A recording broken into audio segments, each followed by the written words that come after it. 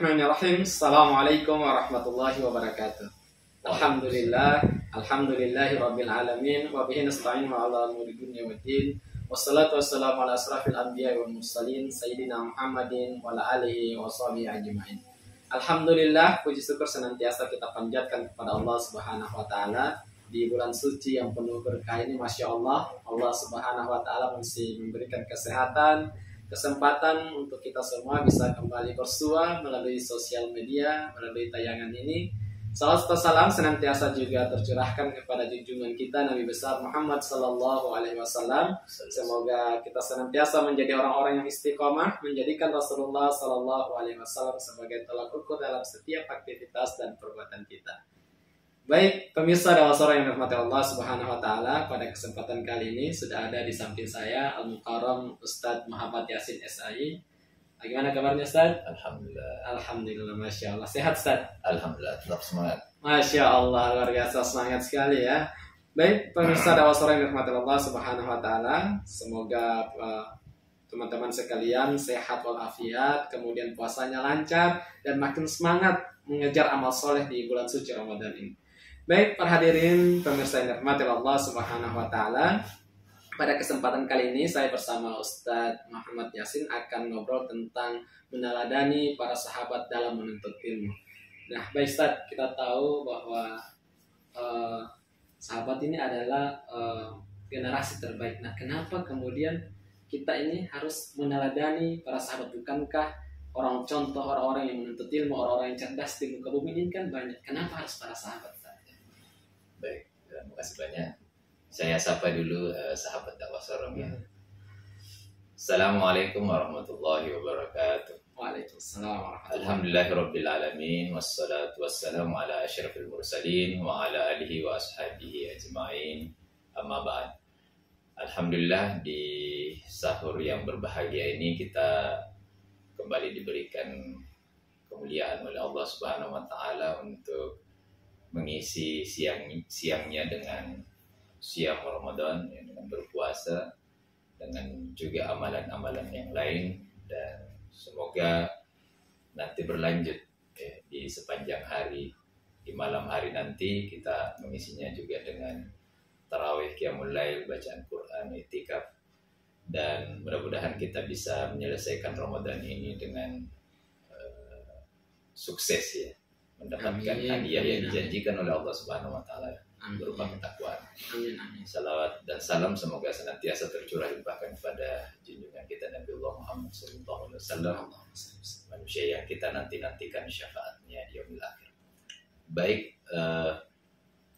memang sahabat ini adalah sosok-sosok yang sangat sempurna ya, dan mereka mendapatkan jaminan dari Allah Subhanahu wa taala sebagai orang yang diridhoi oleh Allah Subhanahu wa taala. Makanya ketika kita menyebut nama sahabat, maka setelahnya ada radhiyallahu an, yang Allah ridhai ya.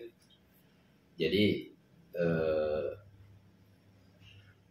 di dalam Al-Quran itu disebutkan, Quran surah At-Taubah ya, ayat 100, A'udzubillahi minasyaitonirrajim, As-sabiqunal awwaluna minal muhajirin wal ansar walladzina ittaba'uuhum bi ihsanin radhiyallahu anhum wa radu anhu. Dan orang-orang yang pertama kali masuk Islam ya, dari kalangan muhajirin dan ansar ya, dan orang-orang yang mengikuti mereka dengan baik, Allah ridha kepada mereka dan mereka pun ridha kepada Allah Subhanahu wa taala. Nah, ini sebuah penghormatan atau kemuliaan yang diberikan oleh Allah Subhanahu wa taala kepada para sahabat.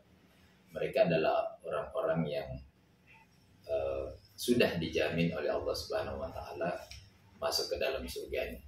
Dan bahkan ada sahabat-sahabat utama yang memang sudah dipastikan ya, sudah disebutkan bahwa mereka itu secara khusus disebutkan oleh Nabi masuk ke dalam surga ya.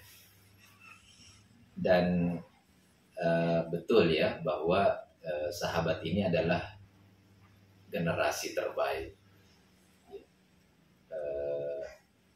Kata Nabi, khairul qurun ya qarni, sebaik-baik masa itu adalah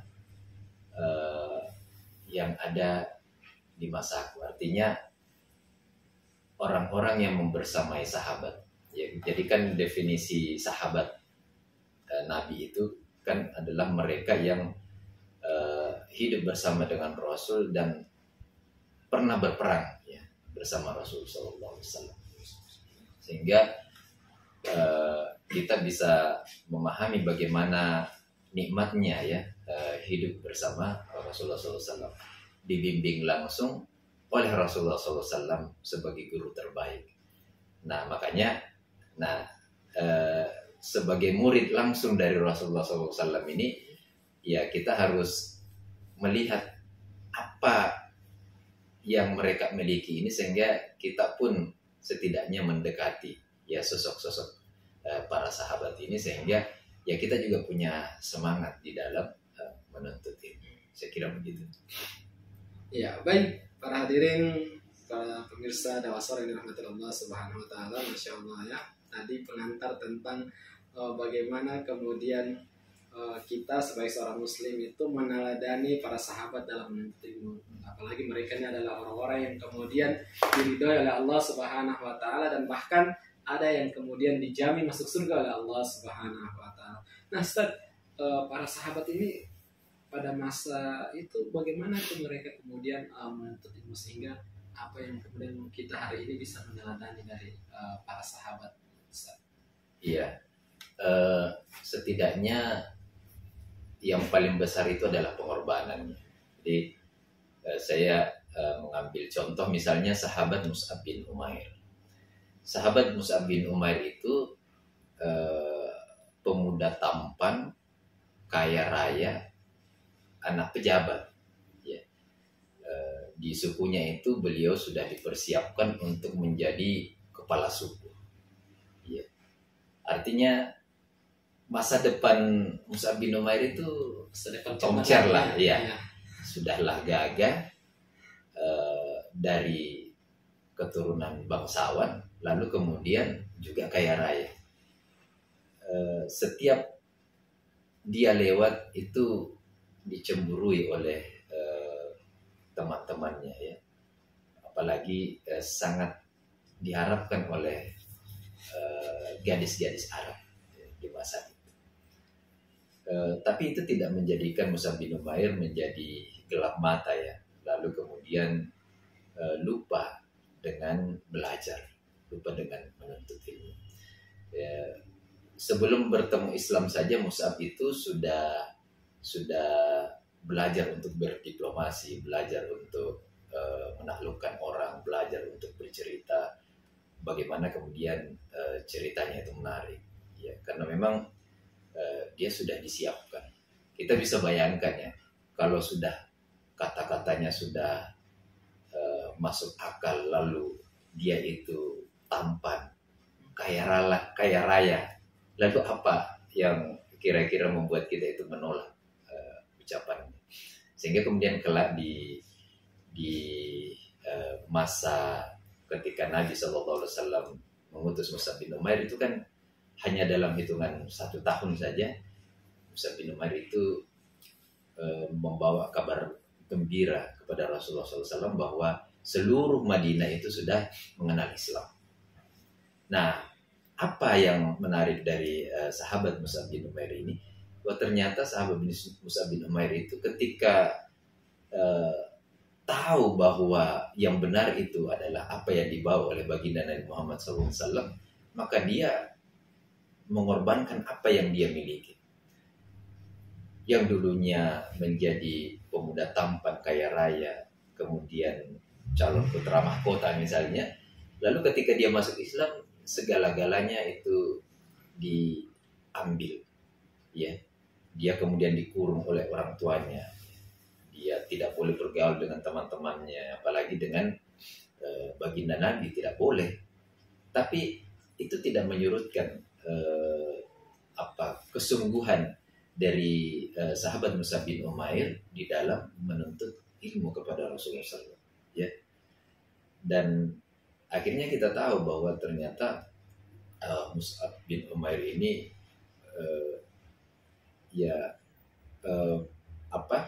mampu kemudian menjadi pribadi yang terbaik ya di kalangan para sahabat ya.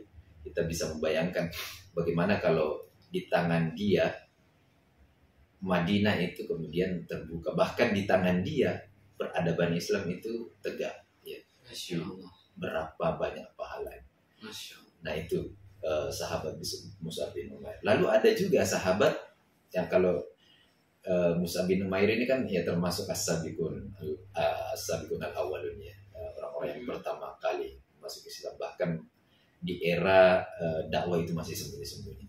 Tapi ada juga yang masuk Islam belakangan, 3 atau 4 tahun sebelum Rasulullah SAW wafat. Siapa dia? Abu Hurairah. Jadi Abu Hurairah itu orang yang sebenarnya belakangan masuk Islam. Beliau dari Yaman sengaja datang ke Madinah untuk mencari Islam.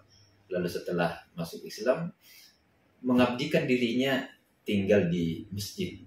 Kenapa? Karena ya rumah Rasul itu kan di masjid ya, ada di sisi masjid, dan dialah yang paling banyak mengikuti majelis Nabi SAW.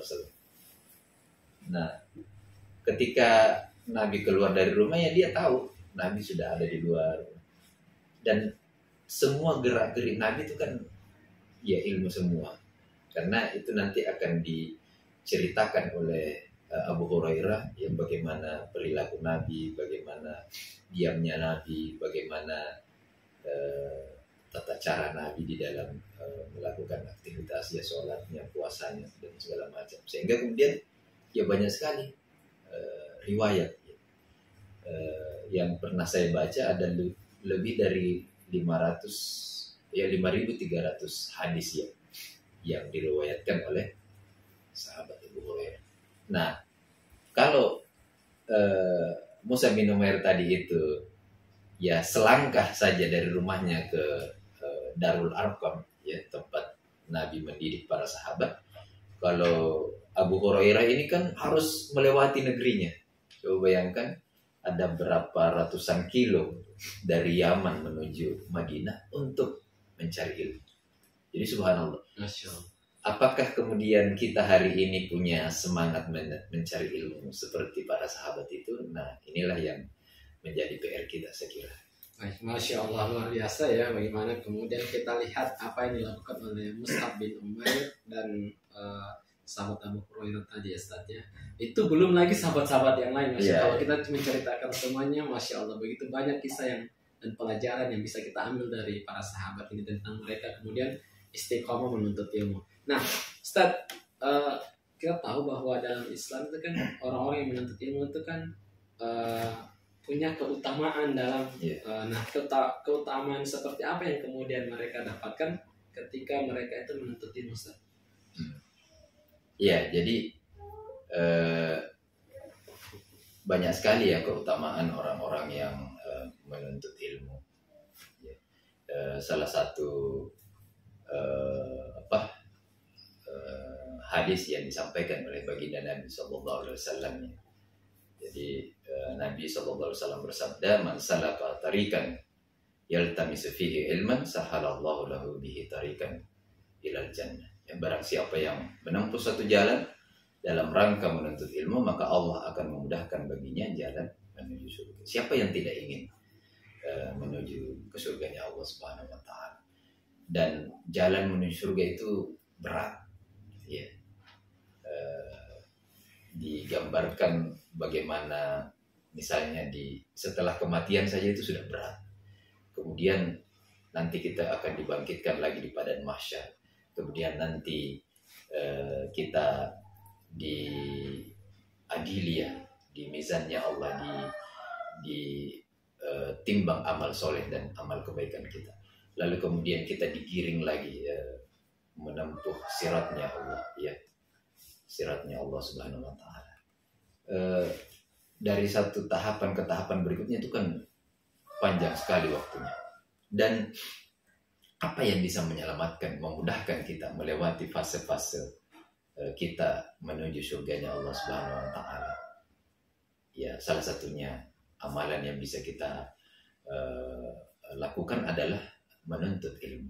Apalagi di bulan Ramadan ini, di mana Allah Subhanahu wa taala melipat gandakan ya 70 kali lipat ya kewajiban yang kita lakukan. Ya, kalau misalnya kita pemirsa dakwah sorong yang hari ini lagi menyimak ya secara live, maka Allah Subhanahu wa taala melipat gandakan sebanyak 70 kali lipat ya. Sebagaimana yang disampaikan oleh Rasulullah SAW. Nah, ini saya kira dorongan bagi kita bagaimana kita ini harus rajin bahkan mencari majelis-majelis ilmu itu, karena majelis ilmu itu juga digambarkan di banyak hadis itu diibaratkan seperti taman-taman surga. Masya Allah. Jadi di sanalah kita diingatkan tentang Allah ya, diingatkan tentang kewajiban-kewajiban kita, tentang apa-apa yang tidak boleh kita kerjakan, sehingga kemudian semakin banyak majelis ilmu yang kita hadiri, maka akan semakin banyak pemahaman kita tentang Islam. Dan kita berharap semakin banyak pemahaman kita tentang Islam itu kemudian akan semakin menguatkan ya ketakwaan kita kepada Allah Subhanahu wa taala.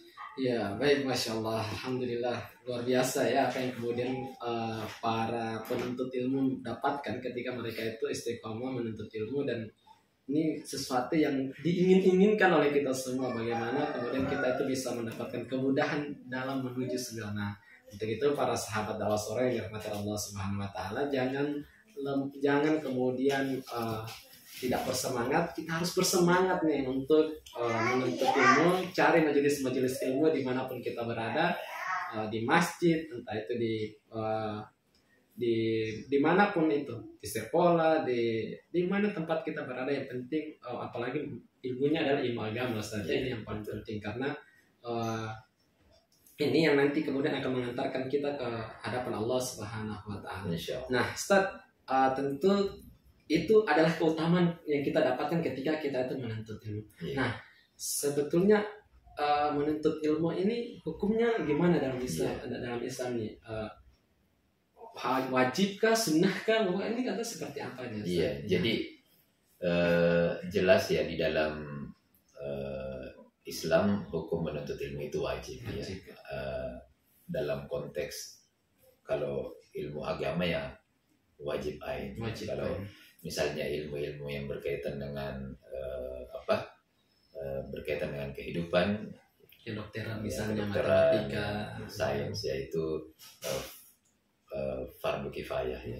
Artinya ketika sudah ada beberapa orang yang sudah menunaikan itu dan di tengah-tengah masyarakat profesi itu sudah cukup ya, tidak membuat kehidupan kita itu kesulitan, maka gugurlah kewajiban untuk menuntut ilmu kepada yang lainnya. Tapi berbeda dengan ilmu agama, karena ini kan berkaitan dengan bagaimana aktivitas kita ya. Padahal kita itu dituntut untuk menyesuaikan kehidupan kita ini sesuai dengan syariat Allah Subhanahu wa taala. Kalau wajib maka harus dikerjakan ya. Kalau haram harus ditinggalkan ya. Ada juga yang bersifat anjuran untuk dikerjakan, ada yang anjuran untuk ditinggalkan. Nah, dari mana semua kita memahami itu? Semua itu akan dipahami dengan menuntut ilmu. Nah, makanya di dalam Islam menuntut ilmu itu wajib ya. Wajib kita mencari guru yang terbaik, lalu kemudian dari sanalah kita belajar Islam, bagaimana kehidupan kita ini dijalani. Dan di tengah jauhnya kita dari Islam hari ini, ya saya mengajak kepada seluruh pemirsa dakwah sorong untuk marilah kita bersama-sama mengkaji Islam. Karena ketika dalam kehidupan yang semakin jauh dari Islam ini, tidak ada lagi yang bisa kita harapkan kecuali ya kaum muslim itu sendiri. Ketika umat Islam ini memahami Islam lalu mengamalkan Islam, insya Allah di hari-hari ke depan Islam itu akan sampai kepada kebangkitan, insya Allah. Insya Allah, masya Allah, masya Allah, ini hari ini penuh dengan ilmu ya, masya Allah. Ini luar biasa. Untuk para pemirsa yang menyaksikan ini tidak akan rugi ya, karena kita mendapatkan begitu banyak penjelasan yang luar biasa dari Ustadz kita, yakni Ustadz Muhammad Yasin. Nah, teman-teman, saya mau menyampaikan juga bahwa jangan sampai kemudian kita itu ketika menuntut ilmu sains dan teknologi misalnya itu kalah dengan menuntut ilmu agama. Kalau misalnya kita itu punya titel pendidikan formal misalnya S1 sampai S3, jangan sampai kemudian pendidikan ilmu agama kita itu rendah, karena ini fardu ain ya ternyata Ustaznya. Kalau ilmu biasa itu ilmu sains dan teknologi itu fardu kifayah Ustaznya. Nah, baik. Nah Ustaz, sebelum kita mengakhiri obrolan kita pada kesempatan kali ini, terakhir Ustaz, untuk para pemirsa kita, pemirsa dakwah seorang ini, agar kemudian mereka tetap istiqomah menuntut ilmu dan bersemangat untuk menuntut ilmu ini. Ya. Pemirsa dakwah sorong yang dimuliakan oleh Allah Subhanahu wa taala, waktu hidup kita di dunia ini sangat sempit, maka gunakan waktu itu dengan sebaik-baiknya. Yang muda memanfaatkan masa mudanya, yang tua jangan kalah sama yang muda, karena Allah sewaktu-waktu bisa memanggil kita. Hadiri majelis-majelis ilmu, berikan apa yang kita miliki, waktu, tenaga, pikiran kita untuk memahami Islam ini secara sempurna. Insya Allah dengan itu Allah akan memberikan kebaikan, dan kemudian kelak nanti akan mudah-mudahan setidaknya mendekatkan ya kepribadian kita seperti sosok-sosok para sahabat yang diridhai oleh Allah Subhanahu wa taala. Insyaallah. Ya, baik para pemirsa dakwah yang dirahmati Allah Subhanahu wa taala, jangan lupa juga share video ini ke teman-teman sekalian, ke siapapun itu. Semoga kita semua mendapatkan amal soleh dari sana. Karena masya Allah luar biasa penjelasan Ustadz kita hari ini tentang bagaimana meneladani para sahabat dalam menuntut ilmu. Semoga kita semua istiqomah dan semangat dalam menuntut ilmu, dan semoga kita semua kemudian mendapatkan keutamaan dalam menuntut ilmu. Baik, demikian yang bisa kita berikan pada kesempatan kali ini. Lebih dan kurangnya kami mohon maaf. Assalamualaikum warahmatullahi wabarakatuh.